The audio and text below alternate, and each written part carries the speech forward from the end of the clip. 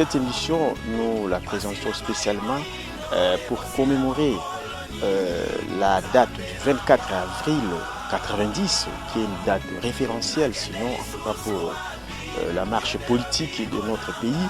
Vous vous souviendrez de cet grand événement, de ces grands discours historiques au cours desquels Mobutu plaira. Sur notre plateau, nous recevons M. Jean Akakiwa. C'est un chercheur spécialiste en relations internationales. C'est un chef des travaux. Avec lui, nous parlons 24 avril, les parcours d'une démocratisation de l'arme. Bonsoir, M. Akakiwa. Bonsoir, monsieur le journaliste. Et surtout bienvenue à notre émission. Merci. Le 24 avril 90, effectivement, c'est une date historique, mais ça représente quoi pour vous et surtout pour l'histoire politique de notre pays? Oui, merci d'abord pour l'invitation à participer à cette émission, surtout à commémoration de cette date. Vous me posez la question de savoir qu'est-ce que représente la date du 24 avril 1990 pour l'histoire politique de la RDC.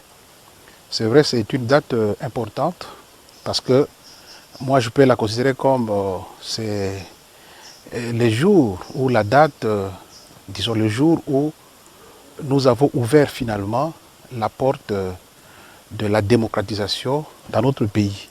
Il est évident que les parcours pour obtenir la démocratisation du système politique congolais zaïrois à l'époque est parti d'une période peut-être d'une décennie avant, autour des années 80. Mais si nous remontons même dans l'histoire un peu plus lointaine, c'est même à la veille de l'indépendance, parce que déjà entre 58 et 59, il y a eu des élections municipales ou communales, puis après, même à 60, juste avant le 30 juin, les élections qui ont permis la mise en place des institutions de la Première République, notamment les élections parlementaires et même aussi l'élection du chef de l'État. Donc, il y avait déjà une démocratisation qui avait commencé, qui malheureusement ne va pas faire long feu parce qu'il va s'arrêter plus précisément le 15 septembre. Le 15 septembre, avec la destitution du Premier ministre Patrice Lumumba.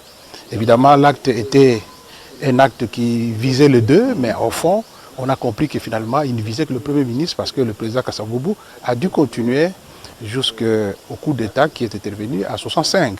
Mais au moins, les institutions démocratiques qui étaient issues des élections d'avril et mai 1960, ces institutions ont été mises en branle. Donc, c'est qu'on quittait les cadres démocratiques de la gestion du pouvoir au Congo. Finalement, on a versé dans des systèmes qui étaient placés de fait, qui ne venaient plus, qui n'émanaient plus de la volonté du souverain primaire, qui est le peuple. Alors, 90, il y a quand même un tournant nouveau qui arrive, plutôt 80 d'abord, avec l'union, plutôt avec les 13 parlementaires, je voulais dire, qui vont chercher à se démarquer. Pas en quittant le parti d'abord, c'était vouloir donner un peu de voix, arrimer, voilà. Un deuxième son de courants dans le MPR. Plusieurs courants dans le MPR. Ça a été reprimé.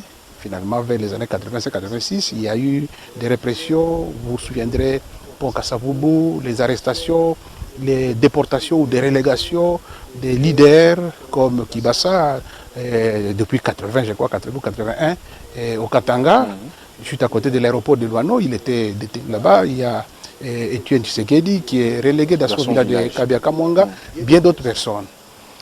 Mais on va peut-être y revenir, mais c'est finalement le 24 avril que le président Mobutu, cherchant à maîtriser le vent qui venait de la démocratisation de l'espace politique en Afrique, va chercher à s'accommoder, et tant bien que mal, mais au moins, ce qui représente la date, c'est que ça va être la date donc, du démarrage d'un système politique de type démocratique au Congo. Évidemment, c'est un bébé qui vient de naître.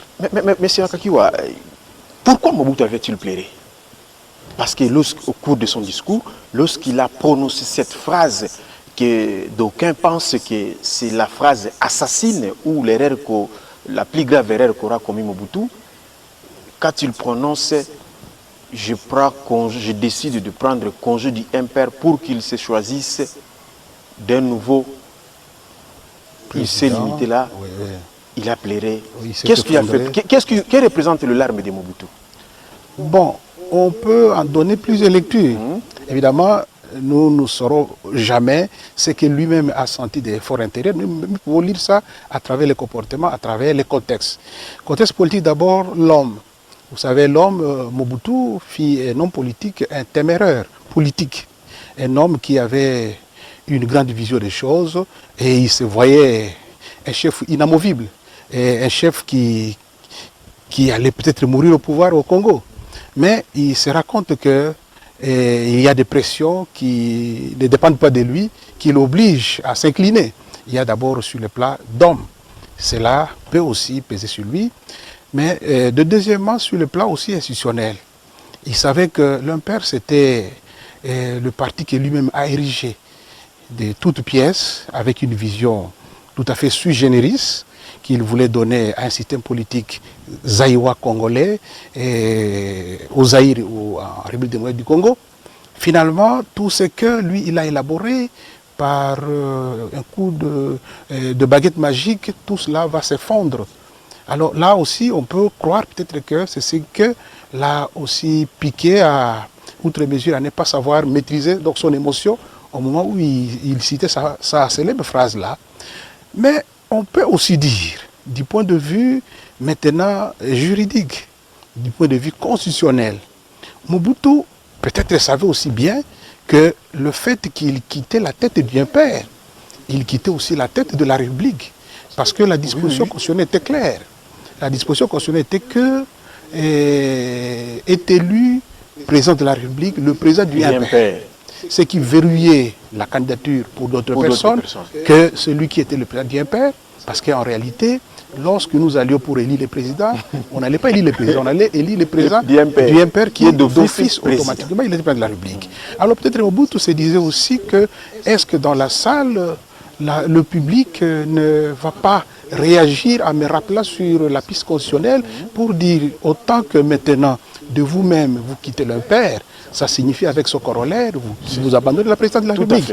Donc, et plus gradé comme Kitim à l'époque, qui était les secrétaires généraux du parti, du comité central, pouvait aussi en prendre acte pour dire, président, nous prenons acte que vous venez de quitter la tête du Impère, c'est là, par voie de conséquence, vous quittez aussi la présidence parce que vous étiez élu président de la République du fait que vous étiez président du Impère.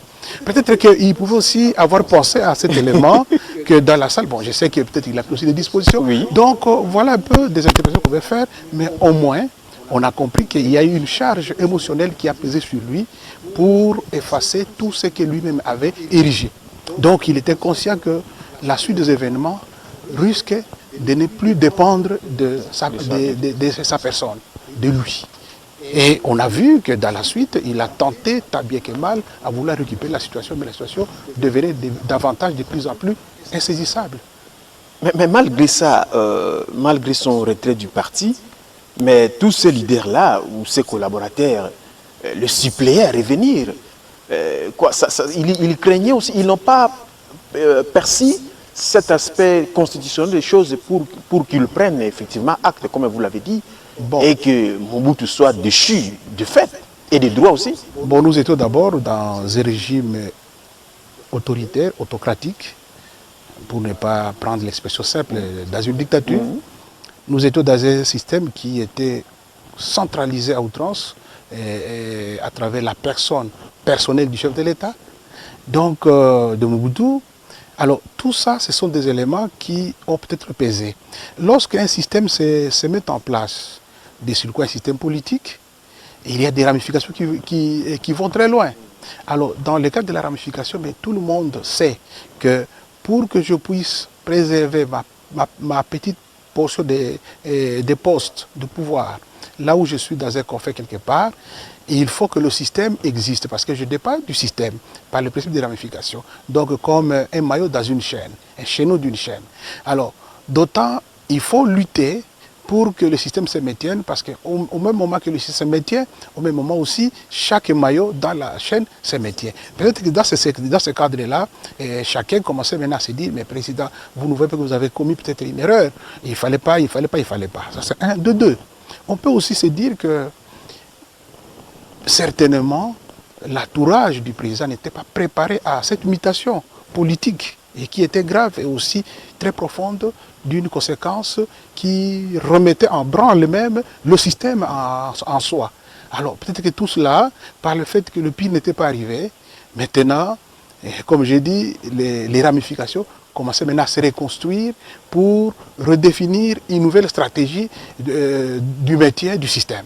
Et c'est comme ça que de temps en temps, on revenait avec des stratégies, des contre-stratégies pour pérenniser le pouvoir. Mais c'était déjà trop difficile parce que la vanne venait d'être ouverte. Donc l'eau coule maintenant, on ne sait plus l'arrêter. Oui, de l'eau a coulé dans tous les sens. Oui. Est-ce que cela exprime ce que je dis, une démocratisation de l'arme, comme je dis? C'est la conséquence, c'est l'expression de l'arme et de Mobutu pour laisser la situation couler de cette façon? C'est comme ça que j'ai dit que peut-être que Mobutu voyait déjà qu'il ne saura pas résister. Parce qu'il ne faut pas oublier que Mobutu était parmi les chefs d'État le mieux informé, le mieux renseigné. Un système politique qui était très bien mis en place, qui fonctionne déjà pendant plus de 2 décennies. Et Mobutu ne minimisait rien et il faisait recours à tous les cerveaux possibles pour renforcer ce pouvoir. Alors peut-être qu'il savait, parce qu'il y a un événement important, peut-être qu'on va y revenir. Mais Mobutu avait précédé ça par des constitutions nationales. Ce discours-là n'est pas tombé du ciel. Évidemment, il avait désigné Mokolo Apombo, qui a sillonné la République, qui a réuni, je crois, il a fait de plus de 6228 mémorandums dans lesquels les Aïwa à l'époque, les Congolais, se sont exprimés par rapport au système politique congolais, au pouvoir de Mobutu. Alors Mobutu avait tous les tenants, tous les aboutissants de ce que les gens pensent de ce système. Ça c'est à l'interne, mais il avait aussi des feedbacks importants de ce que la communauté internationale, les autres pensaient de ce pouvoir. Et aussi avec l'horizon politique qui se dessinait déjà avec l'assassinat de Ceausescu, le président roumain, avec la perestroïka de Gorbatchev, et avec la conférence de Abiyarimana. Donc, oui, Abiyarimana, ça c'est arrivé après oui. Cette date-là, mais oui, tout cela, donc il y avait une dynamique qui était déjà mise en place, qui était une machine, un rouleau compresseur, devant lequel vous vous adaptez à la logique de ces rouleaux compresseurs. Vous pouvez encore continuer à survivre, tant bien que mal, ou alors, si vous ne voulez pas vous adapter, il vous ébranle et puis vous êtes fichu. Oui, nous allons passer à cette, disons, le résultat ou la suite logique des consultations nationales, c'est-à-dire la conférence nationale souveraine. Mais avant d'y arriver, est-ce que ce discours a produit des conséquences dans l'impair et sur le plan de la politique nationale et effectivement internationale?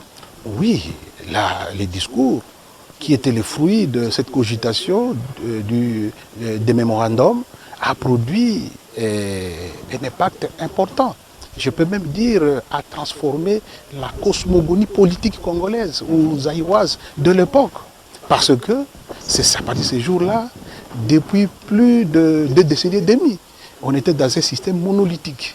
D'abord un système qui est parti avec le coup d'État du 24 novembre 1965 de 100 partis politiques pendant plus ou moins 2 ans avec le corps de volonté pour la République, le CVR. Après, l'UMPR qui s'est installé d'abord comme un parti avec possibilité d'avoir sa doublure, un deuxième parti, mais qui n'a jamais fonctionné. Finalement, l'UMPR s'est consolidé pour s'institutionnaliser, devenir parti-État. Avec tout cela, donc, ce 24 avril, Mobutu laisse tomber tout pour rentrer maintenant à la journée du 15 septembre 1960, lorsqu'il a neutralisé Kasavubu et Lumumba, parce que c'est ce jour-là qu'on a mis un terme aux 40 partis politiques qui existaient. Et quand il a pris le pouvoir, il a continué avec la fermeture, donc le non-exercice des partis politiques. pour finalement remettre l'UMPR comme la seule institution. Donc tout cet arsenal politique qu'il a mis en place, c'est 24 avril 1990, il va le balayer d'un mètre de revers. Alors tout cela, ça a un impact important. C'est ce qui a permis finalement, depuis ce temps-là, tant bien que mal, la démocratie a commencé à s'installer petit à petit, jusqu'en 1997, lorsque l'AFDL est arrivée. L'AFDL qui devait faire la continuité de cette vision, malheureusement, il a rompu pour entrer à la case de départ, d'abord en faisant la même chose que Mobutu a fait. Je dirais même plus que lui, parce que Mobutu avait d'abord suspendu les partis politiques, mais l'AFDL suspend les partis politiques, mais se place seul comme parti politique et il restaure d'une autre manière les partis uniques. Parce que l'AFDL dit, si vous voulez participer à l'exercice du pouvoir en RDC, parce qu'il a changé la domination du pays, il faut venir nous rejoindre dans l'AFDL. Donc, les partis confisquent aussi les attributs du pouvoir. Ça, on peut même dire que c'était un peu plus dur que même la construction du MPR qui est allée progressivement pour arriver au parti État. Donc, malheureusement, cette période va être courte parce qu'avec l'avènement du président Joseph Kabila, il va revenir sur la construction de la démocratie congolaise avec Sun City où maintenant les institutions, les forces vives vont se retrouver pour redéfinir maintenant les contextes politiques. Mais tout cela est parti de ce discours du 24 avril 1990. Et on a vu les premières élections, on a vu les installations des institutions, et jusqu'à aujourd'hui, la démocratie continue à se consolider, bien que c'est encore un parcours de combattants, mais au moins on évolue maintenant dans un système démocratique qui s'est construit de jour au jour. Mais à partir de cette date, l'autorité suprême de Mobutu était mise en cause. Tout à fait. La conférence nationale qu'il convoqua lui-même se retourna contre lui. Elle se transforma en tribune d'injure à l'endroit de Mobutu. Même ses plus proches collaborateurs d'immédiat lui insultaient. Et finalement, Mobutu prend encore une autre décision de rentrer dans son village natal pour laisser. Et nous avons lu un document où Tshisekedi Mobutu disait à ses collaborateurs qui le suppliaient pour qu'il rentre à la capitale, non, je laisse Mosengo et les autres qui veulent diriger le pays, qu'ils le dirigent. Est-ce que cette décision a été aussi salutaire pour Mobutu? Peut-être pour se remémorer, trouver un peu un nouveau souffle, ou ça produit encore de difficultés dans le fonctionnement de la République? Oui, je vais revenir sur sa décision de se retirer à Kawele pour observer un peu de loin ce qui s'est passé. Mais je voudrais réagir en disant que la convocation de la conférence nationale, d'abord c'était la conférence nationale tout court, mais ce n'était pas, bien que le président qui a convoqué, il l'a convoqué comme chef de l'État, mais ce n'était pas sa volonté. C'était la pression qui était devant lui, une pression interne d'abord, le peuple qui en avait marre du régime. En même temps, il y avait la coalition de l'opposition qu'on appelait l'Union sacrée qui était mise en place.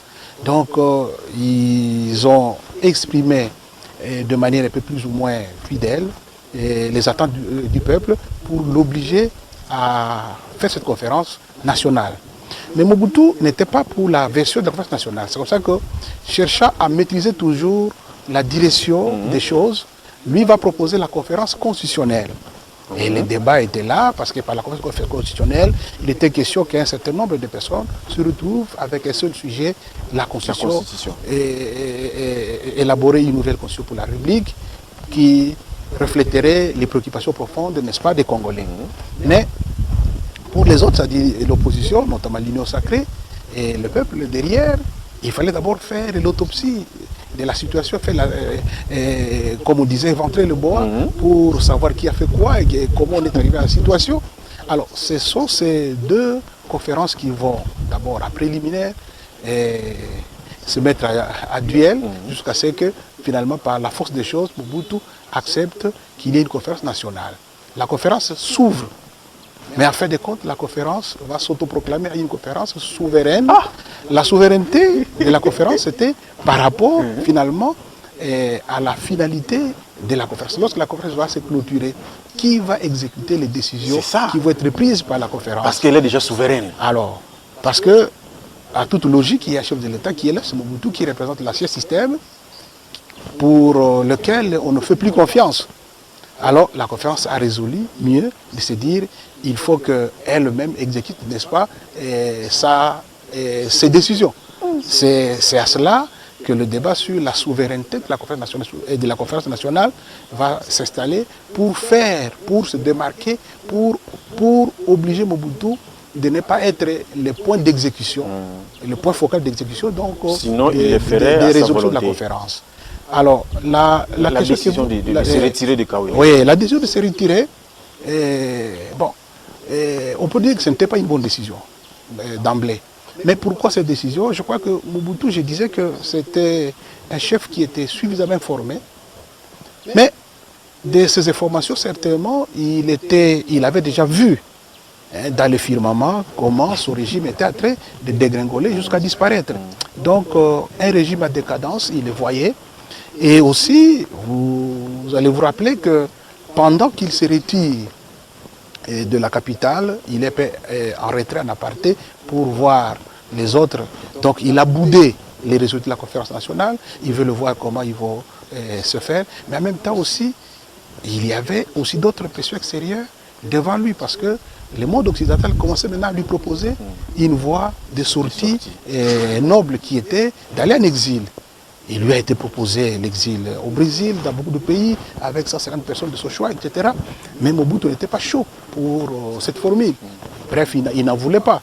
Mais devant cette pression-là, alors, il boude d'abord les institutions qui sont mises en place par la Conférence nationale souveraine qui fonctionne à Kinshasa. En même temps aussi, il boude les sollicitations extérieures de lui offrir un exil paisible. À fin de compte, il va comme un enfant qui n'a pas trouvé gain de cause au salon, il est derrière la maison, il va ronfler, ronronner là-bas. Mais à un moment donné, sur le plan sécuritaire, les services de la CIA l'ont sécurisé parce qu'on a bousillé même ces mécanismes de communication pour lui montrer qu'à tout moment, on pouvait se saisir de lui et qu'il n'était pas inamovible comme il le pensait. Donc, ça n'a pas été une bonne décision, mais je crois qu'à un moment donné, il avait lâché, il était contraint parce qu'il avait compris qu'on n'a pas confiance à lui à l'interne, le peuple lui a tourné le dos, même ses militaires n'étaient plus derrière lui, et puis les actions qu'on a mises en place, c'est pour l'humilier chaque jour. Le débat démocratique s'est installé avec la liberté d'expression, tout le monde pouvait dire ce qu'il pouvait dire. Il savait aussi que, bien que formellement, on n'a pas très bien présenté ces rapports, les rapports sensibles, notamment les rapports de bien mal acquis et les rapports d'assassinat, surtout les rapports d'assassinat, que tout le monde voulait savoir qui est le responsable local de l'assassinat de Lumumba, et que les rapports assemblés le présentaient comme l'épicentre de ces décisions. Donc tout cela, attaquer un individu, attaquer un être humain, ça pesait sur sa conscience. C'est comme ça qu'il s'est retiré. Donc la conférence n'a pas permis à Mobutu de se requinquer sur le plan politique. En tout cas, la conférence l'affaiblit davantage, parce que les choses qui se chuchotaient, qui étaient connues peut-être dans les officines politiques, dans le milieu, dans les précarés, des gens qui sont suffisamment informés sur la vie, sécurité de l'État, c'était pratiquement exposé lors de la conférence. Souvenez-vous, les déclarations de politique générale de toutes les forces vives de la nation à la conférence nationale, les gens ont parlé de tout et de rien. Il n'y avait plus de tabou, il n'y avait plus de secret d'État, il n'y avait plus de ce qu'on pouvait cacher. Souvenez-vous alors de ces deux rapports surtout, bien mal acquis et assassinat. Tout cela, Mobutu a vu comme si on l'a mis à nu, on l'a humilié. Lui qui disait que c'est le peuple congolais qui lui doit, n'est-ce pas? Maintenant, on va le présenter comme le plus mauvais de la République. Alors tout ça, ça ne pouvait que jouer aussi sur sa psychologie, sur sa conscience. Et peut-être que la meilleure manière pour lui de se requinquer, maintenant d'une autre manière, c'était de se rattacher dans la forêt là-bas, à Kawele, pour être à côté des villageois, des animaux, tout là, ça. Il se défoulait loin, il se défoulait, exactement. Mais Mobutu, longtemps soutenu par les États-Unis, la Belgique, la France. Vraiment, ce sont ces gens-là qui ont assuré sa présence ou sa longévité, on peut dire ainsi. Mais pourquoi il a été aussi si facilement, aussi brutalement lâché comme ça? Bon, ce n'est pas, en tout cas, si facilement, si brutalement. C'est-à-dire que les choses commencent à se construire. D'abord, il faut repartir au point de départ. Mobutu représentait la protection du système capitaliste au cœur de l'Afrique, en Afrique centrale. Nous sommes là dans la période de la guerre froide. Tout à fait. Mobutu était avec le Zaïre qui était considéré comme le bouchon pour ne pas permettre l'entrée et la progression du communisme en Afrique centrale et en allant vers l'Afrique australe. Surtout qu'il y avait déjà un pays à côté de nous, notamment l'Angola, qui était l'allié pro-communiste allié des Russes, de l'Union soviétique, et à face de nous aussi un autre Congo, mais qui était populaire pro-communiste, pro-soviétique. Donc, le rôle de Mobutu, c'est le rôle qu'il a joué sur le plan géopolitique et géostratégique de défendre l'idéologie capitaliste pendant la période de la guerre froide. Mais les choses avaient évolué. Les choses avaient évolué avec la chute du communisme en Union soviétique, de la suite de la perestroïka et de la glasnost avec Gorbatchev, l'effondrement du mur de Berlin avec la chute de tous les partis socialistes de l'Europe de l'Est, le démembrement de l'URSS. Tout ça, c'était des signes qui montraient que non, les choses bougent. En même temps, même dans le monde capitaliste, on savait dorénavant que la guerre idéologique est en train de s'arrêter pour ouvrir la voie à une autre guerre. Maintenant, c'est la guerre de la démocratie, la guerre des droits de l'homme, la guerre de bonne gouvernance qui s'installe avec la mondialisation et la globalisation. Alors, Mobutu voyait tout ça, il savait que c'était déjà des événements précurseurs, des préludes pour montrer que, notamment, les choses évoluent. Dans le camp capitaliste, il y avait la rencontre qu'on appelait à l'époque France-Afrique. La rencontre France-Afrique, si je n'ai pas oublié, ça doit être à 88, 89, je crois. Les pays africains autour de Mitterrand se retrouvent à la ville de Bole. Et Mitterrand sort la cartouche pour dire que dorénavant, les droits de l'homme. Dorénavant, le pays qui va appliquer la démocratie, qui va protéger les droits de l'homme, la bonne gouvernance, etc., ce sont des compagnons de la France qui bénéficient de l'aide de la France. Mais ceux qui vont s'abstiner à rester dans la gestion autoritaire ou autocratique, en tout cas, ils n'ont plus l'appui de la France. Alors là, les grands dictateurs se sentent déjà visés, notamment Mobutu aussi. Et vous allez vous rappeler, une dernière conférence va se tenir encore en France, à Biarritz, où Mobutu participe. Mobutu qui était parmi les grands leaders africains, les doyens des présidents africains. Il arrive, mais il n'y a pas une chaise pour lui. Mobutu va faire 10 à 15 minutes debout, on est en train de chercher là où on va le placer. Et Mobutu murmure. Il comprend que finalement, on m'a tourné le dos. Vous voyez, l'Occident, sachant que Mobutu n'est plus utile parce que la guerre froide est terminée. Mais en même temps, Mobutu n'a pas préparé une bonne retraite politique chez lui. Parce qu'il a oublié depuis les années 80, il a oublié avant 80, disons, à partir du moment où il a nationalisé sa entreprise, la zaïnialisation. Depuis ce temps-là, Mobutu ne s'occupait plus de la population du peuple congolais. C'est pour ça que la misère s'était installée. Souvenez-vous, il parlait des objectifs 80.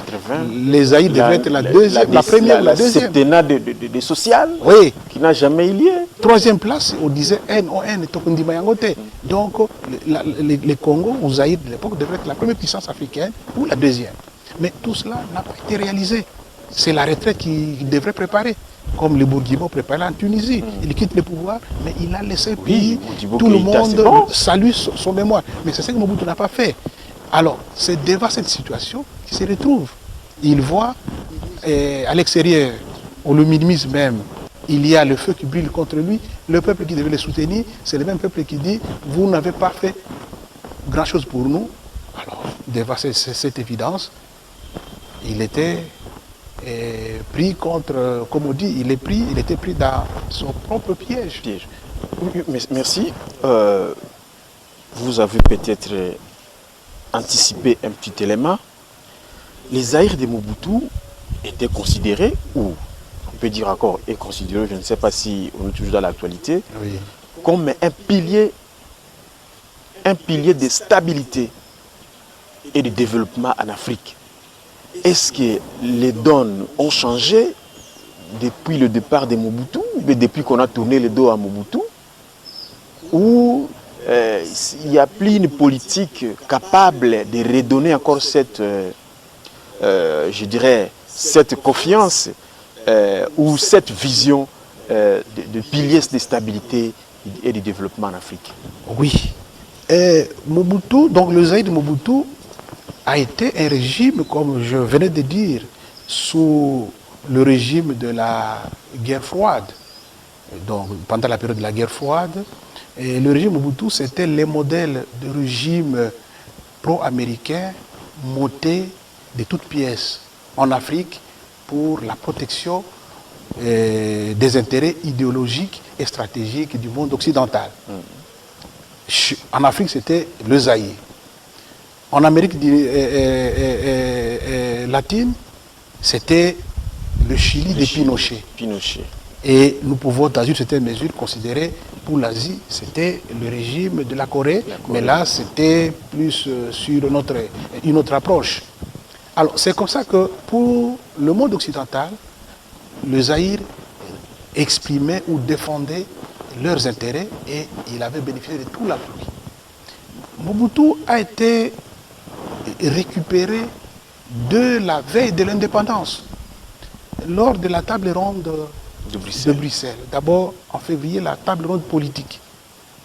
Lorsque la date du 30 juin est trouvée par la magie de Cléophas Kamitatu, qui a fait la moyenne entre des dates, et les leaders congolais ont estimé que l'essentiel était fait, ils sont rentrés presque tous, ils ont laissé les collaborateurs.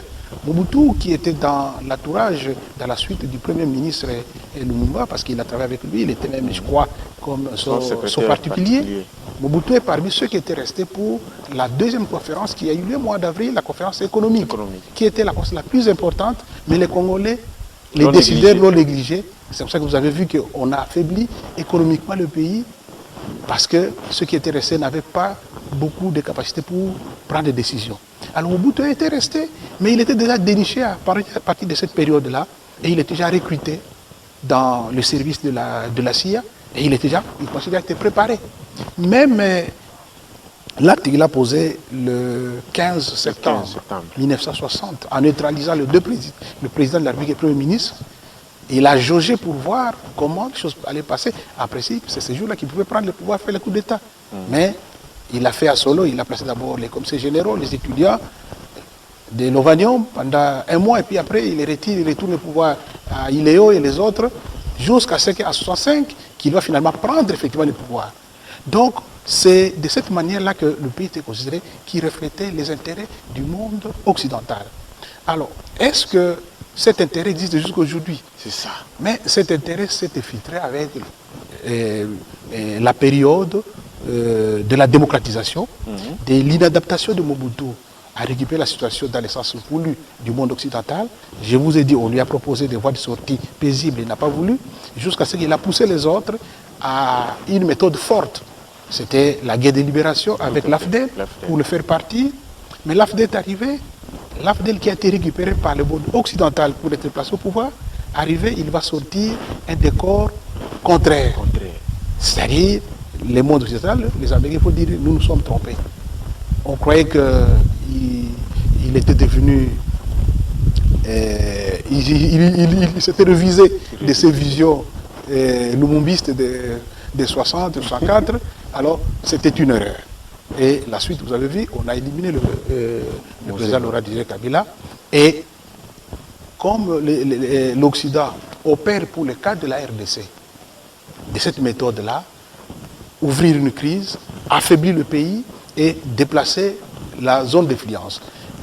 La zone d'influence qui était la RDC ou le Zaïre va se déplacer vers le Rwanda. On va utiliser le Rwanda comme jouer il le fait rôle naître, oui, que le Rwanda les et Zaïre l'Ouganda. avaient. Du point de vue politique, on va utiliser l'Ouganda, depuis le point stratégique militaire, on va utiliser le Rwanda. Et c'est comme ça que même la guerre qui va éclater sous Laurent Désiré Kabila, qui va couper le pays à trois, donc cette guerre va être alimentée par l'Occident. C'est Bill Clinton, le président Bill Clinton, qui va se couper à 1000 morceaux pour arriver au bout de sa logique. Et le Rwanda va bénéficier d'un appui militaire très consistant pour surveiller le Congo comme il ferait sur le Congo. Et c'est le rôle. Alors, maintenant que les choses semblent se remettre, peut-être que nous allons arriver à ça. Non, non, arrivons directement à Ouais. M. Akakiwa. Parce que, au risque, parce que le réalisateur me signale qu'il nous reste 5 minutes. Oui. Le président Félix Tshisekedi venait de faire sa première sortie Oui. du continent par les États-Unis. Alors, est-ce qu'on peut considérer ces voyages-là et toutes les séances de travail qu'il a réalisées aux États-Unis comme une récupération de la RDC par les États-Unis face aux discussions ou à la rivalité occidentaux-asiatique? Oui, alors, ce qui est d'abord très important, c'est que, ce que je sache, que c'était une invitation américaine.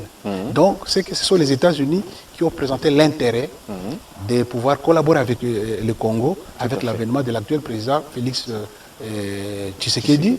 Donc, ça, c'est un élément important et c'est une bonne opportunité. Mais le vrai problème maintenant, c'est est-ce que la RDC va être à la hauteur de saisir cette opportunité pour la transformer en des intérêts qui va booster le développement du Congo.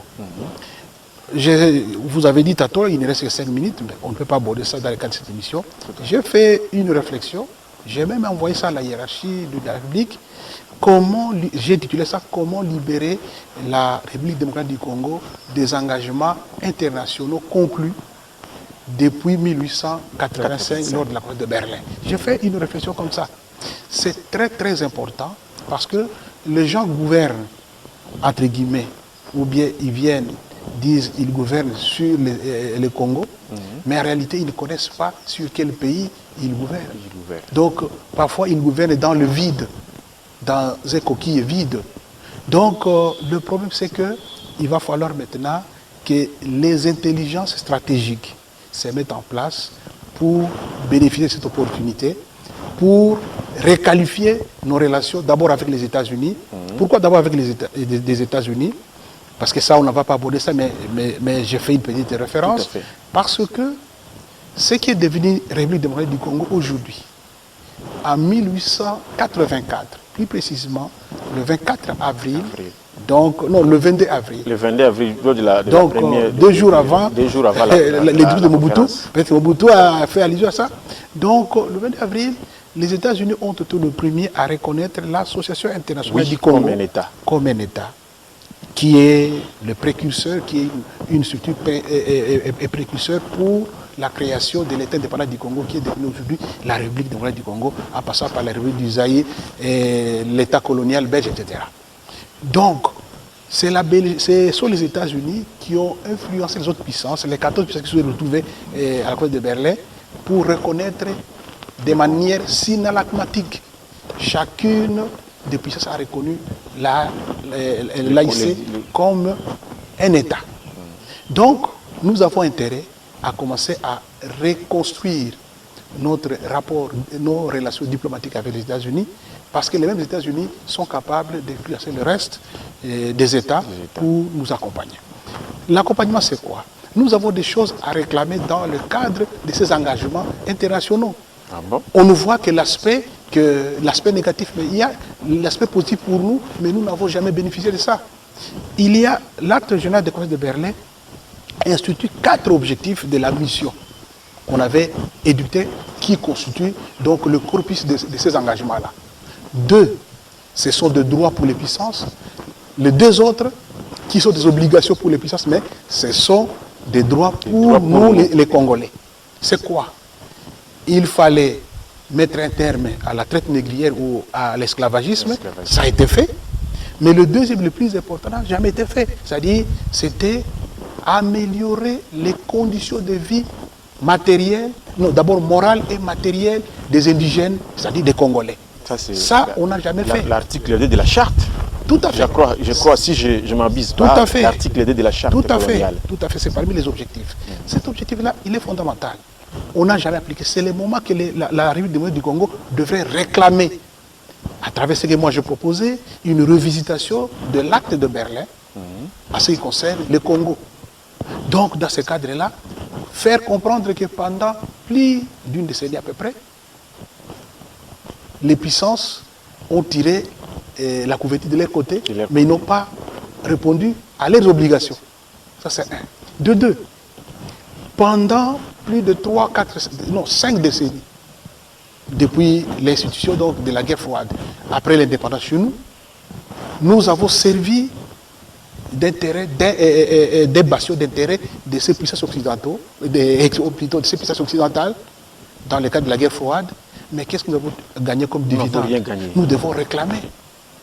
De trois, c'est que nous devons aussi réclamer. Pour que ces puissances occidentales se dressent en deux blocs idéologiques, d'une part l'Est, c'est-à-dire recoupant les pays capitalistes, de l'autre tout ça à Potsdam, en Allemagne, après la Deuxième Guerre mondiale. Mais il a fallu qu'on se serve de l'uranium congolais pour neutraliser l'Allemagne, neutraliser le Japon et neutraliser l'Italie, les pays de l'Axe. C'est à cause de cet uranium que finalement les deux blocs se sont installés et on a divisé le monde à deux blocs idéologiques qui s'est écroulé qu'avec l'avènement de Gorbatchev.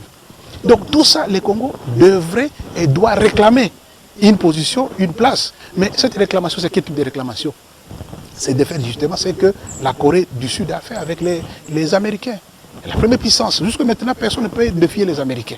Nous n'avons pas une puissance militaire pour défier. J'entends les gens dire que maintenant, on ne peut pas être esclave, tout ça. Vous allez vous libérer, mais vide, sans rien. Mais faisons ce que les Coréens du Sud ont fait. Les Américains ont assiégé la Corée du Sud pour contrarier la percée de la Corée du Nord et de la Chine. Mais la Corée a utilisé l'intelligence stratégique pour transformer cette convoitise américaine, mais à une opportunité qui est devenue un partenariat. Et c'est la Corée du Sud qui est sortie gagnante parce qu'elle s'est développée. Et c'est ce que nous pouvons faire, nous aussi, Congolais. Ça, on peut revenir dans les cadres peut-être. En tout cas, M. Kakiwa, il faut que nous nous revenions parce que il faut qu'on en parle en profondeur. Oui. Comme le président Félix est encore au début de son mandat, il faut qu'on insiste. Oui, c'est très important parce que le véritable boulot de traitement de notre problème, c'est de ne pas chercher à savoir sur quel pays le Congo est installé. Je vous dis que ce Congo est à copropriété depuis le 26 février 1885. Donc, on n'a pas encore quitté ces régimes. On n'a pas quitté. On va revenir. Il y a que les Congolais qui pensent avoir quitté. Non, on n'a pas quitté. Le Congo appartient à la fois aux Congolais, aux puissances et au reste du monde. C'est un. Les territoires congolais, c'est un territoire qui est construit pour toutes les puissances, à copropriété. Donc, ce pays n'est pas seulement pour nous, c'est nous et les autres, selon les engagements pris. Et enfin, ce qui est très très important, le sous-sol, c'est le mot de fond. Le sous-sol du Congo a été déterminé comme une propriété de la communauté internationale. C'est par méconnaissance historique de réalité des choses que nous considérons que le sous-sol du Congo, c'est pour nous les Congolais. Non, non, c'est pour la communauté internationale. C'est comme ça que, aussi longtemps que nous n'allons pas régler ces problèmes, nous n'allons pas exploiter ces sous-sols de manière libre, autonome et indépendante. Nous devons toujours, par consensus, collaborer avec les autres. C'est comme ça que l'affaire du contrat minier, c'est une affaire, dans les contextes actuels, on ne peut pas les résoudre avec la partie congolaise seule. Il faut aussi avec les puissances pour redéfinir les choses. C'est comme ça que nous proposons la révisitation d'abord de cet acte de Berlin, dans le sens de voir ce qui lèse aux intérêts des Congolais et tout en maintenant les intérêts des autres. Et pour qu'on sorte dans le cadre de cette législation sur un accord qui va être gagnant-gagnant. Les Congos gagnent, les autres aussi gagnent. Parce que c'est aussi absurde que le Congolais estime qu'à ce niveau de développement du pays, qu'il peut avoir le monopole sur le Congo. D'autant que dans l'acte de Berlin, les monopoles ont été exclus. C'est pour ça que le Congo doit rester perpétuellement neutre. Merci, M. Arakiwa. Vraiment, c'est en dernière minute que la matière devient un peu plus succulente, mais on va, si vous promettez aux téléspectateurs que vous allez encore revenir sur notre plateau. Si vous invitez, nous reviendrons, on va discuter parce que c'est notre manière d'apporter notre contribution à la vie de la nation, parce que nous savons. Merci, chers téléspectateurs. Vous avez bien compris que c'est la fin de notre émission, bien que nous avons légèrement débordé. Nous avions parlé du date du 24 avril que tout le monde se souvient, les discours historiques de Mobutu au cours desquels il plaira. Comprenez mon émotion. 24 avril, le parcours d'une démocratie de l'arme. C'est comme ça que nous avons intitulé notre émission d'aujourd'hui. Sur le plateau, je recevais M. Jean Akakiwa. Il est spécialiste en relations internationales, chercheur et écrivain. Je crois qu'il doit... en géopolitique. Voilà, nous étions avec lui, les chefs des travaux d'université. Merci à Trésor Bokombi, la Maman Weko, Malthus Ndelo pour le filmage de cette émission et sa réalisation. Je vous suis très reconnaissant de votre soutien, chers téléspectateurs. Sans vous, on n'est rien. Merci.